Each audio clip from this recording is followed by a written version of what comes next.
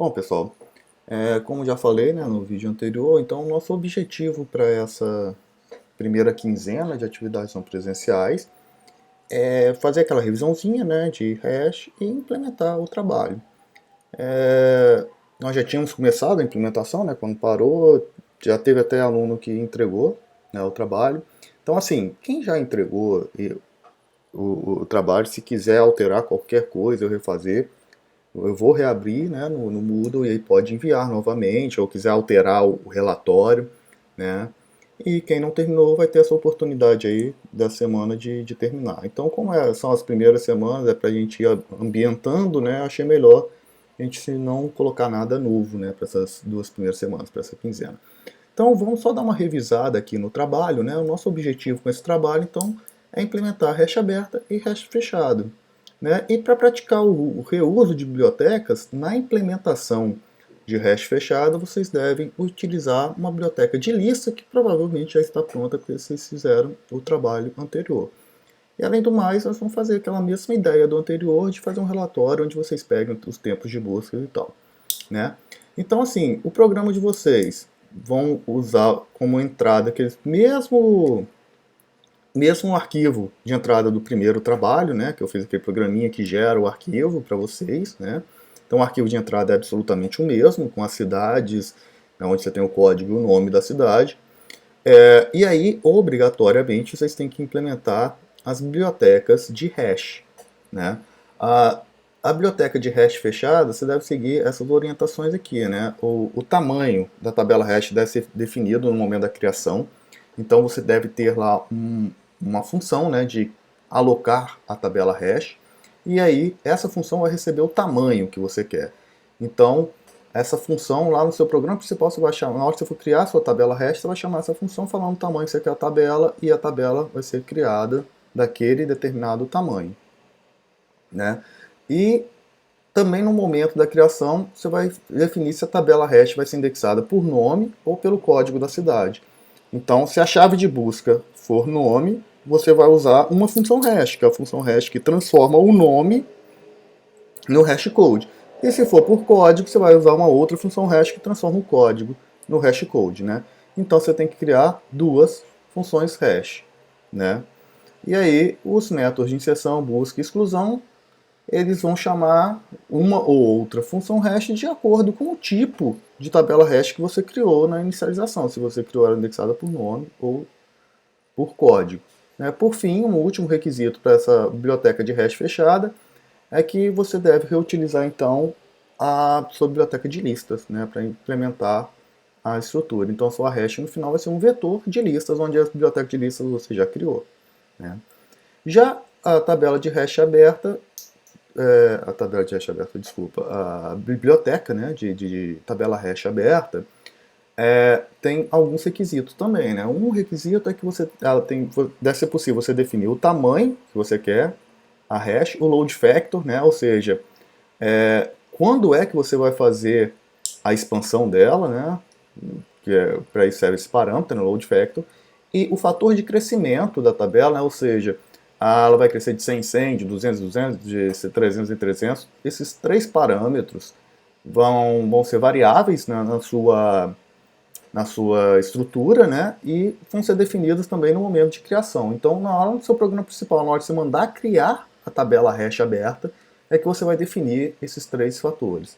E assim como a tabela fechada, a hash aberta também, na criação dela, que você deve definir se ela vai ser indexada por nome ou por código de cidade, e aí você vai ter duas hash functions exatamente igual a gente fez na tabela hash fechada. Ok? Então, criadas aí as suas bibliotecas de hash, vamos ao programa principal. Né? No programa principal, a primeira coisa que ele tem que fazer é ler o arquivo de entrada. E aí, ao ler o arquivo, ele vai ter que criar 4 hashes em memória. Uma fechada, indexada por código, uma outra fechada, indexada por nome, uma aberta, indexada por código, e uma aberta, indexada por nome. Beleza? Na fechada, você deve criar ela inicialmente com tamanho de 1000, e na aberta, o tamanho inicial dela deve ser 100.000, o load factor 98% e o fator de crescimento 100.000, ou seja, de 100 quando chegar a 98%, ela vai crescer em 100 mil o índice, quando chegar a 98% de novo, mais 100 mil e por aí vai. Ok? Então, depois que o seu programa leu o arquivo e gerou as 4 hashes de memória, ele vai parar num menu, né? E esse menu tem que ter essas opções que estão aqui. A primeira opção é exibir estatística. O que esse exibir estatística deve fazer? Ele deve mostrar o número médio de elementos por hashcode, né, em cada uma das 4 tabelas. Então você vai ter 4 tabelas de memória. Você vai chegar lá e vai falar, ó, tabela 1 tem tantos elementos em cada índice. Tabela 2, tantos elementos em cada índice. Tabela 3, tantos elementos em cada índice. Por aí vai. O desvio padrão no número de elementos por cada índice. Então, você vai falar lá, ó, a tabela fechada, indexada por nome, a média de elementos por índice é de X elementos e o desvio padrão é tanto. A outra tabela, a média de elementos é X elementos, o desvio padrão é tanto. Né? O objetivo aqui é a gente ver a variação, né, de elementos. Por exemplo, suponha que você tenha 10 mil elementos e a hash tem mil posições, então vai dar uma média aí de 10 elementos por posição. E aí o que interessa mesmo é o desvio padrão, que é o desvio padrão que vai nos dizer se a distribuição está mais uniforme ou menos uniforme. Né? Além disso, para cada tabela ele vai falar qual é o índice, né, que tem maior quantidade de elementos, qual o índice que tem menor quantidade de elementos, qual a cidade que seria o pior caso para uma busca e qual a cidade que seria o melhor caso para uma busca.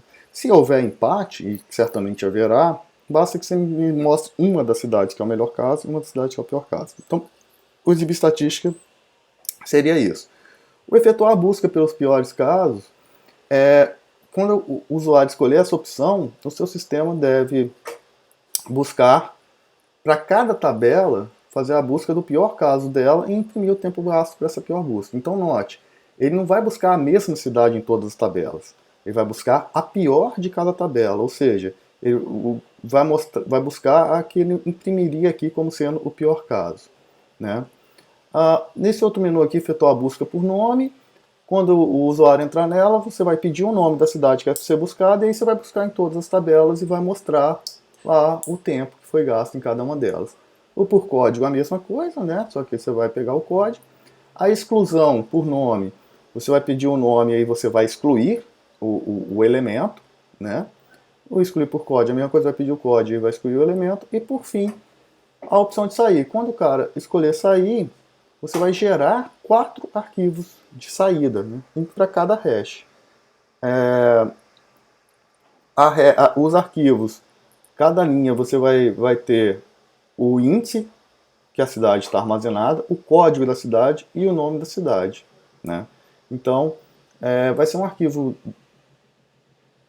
basicamente no mesmo formato que o arquivo de entrada, só que acrescentando como primeiro elemento da linha o índice da tabela hash. Né? E aí são 4 arquivos, um para cada tabela. Então, note, na tabela hash você vai ter vários elementos no mesmo índice, na hash fechada, né? Porque você tem uma lista. Então, o que você vai fazer? Suponha que no índice 0 dela você tem uma lista com 10 elementos. Você vai estar lá, índice 0, nome da cidade, o código da cidade. Índice 0, de novo, nome da cidade. Ou seja, se tem 10 elementos no índice 0, o índice 0 vai aparecer 10 vezes. Beleza? E por fim, você vai fazer um relatório. Neste relatório, você vai descrever qual é o melhor e qual o pior caso para a busca em hash aberta e em hash fechada, indicando a ordem de complexidade. Então aqui, você vai pegar e vai descrever aquele pior e melhor caso que seu programa imprimiu aqui. Você vai descrever aqui, vai falar, olha, o melhor caso era tal. Por que era tal? Porque ele era o primeiro elemento do índice tal, então nesse caso a busca por ele seria instantânea, enfim. Esse aqui é o pior caso. Por quê? Porque ele é o último elemento do índice que tem mais elementos. Enfim, você vai descrever, né, qual que é o melhor, qual que é o pior caso, falando qual é a complexidade dessa busca. Se é O de 1, se é O de N sobre 2, enfim. Né?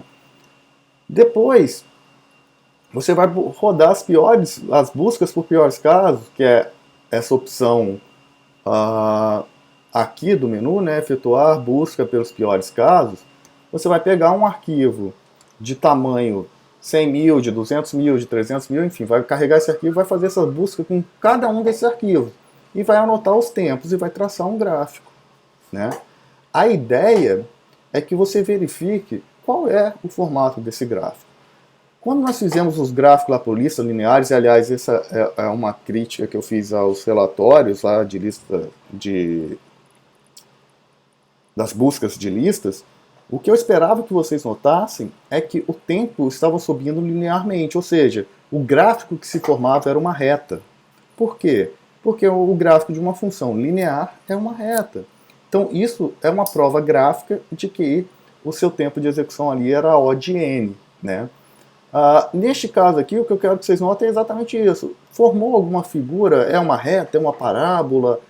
Enfim, como que está, né, essa figura?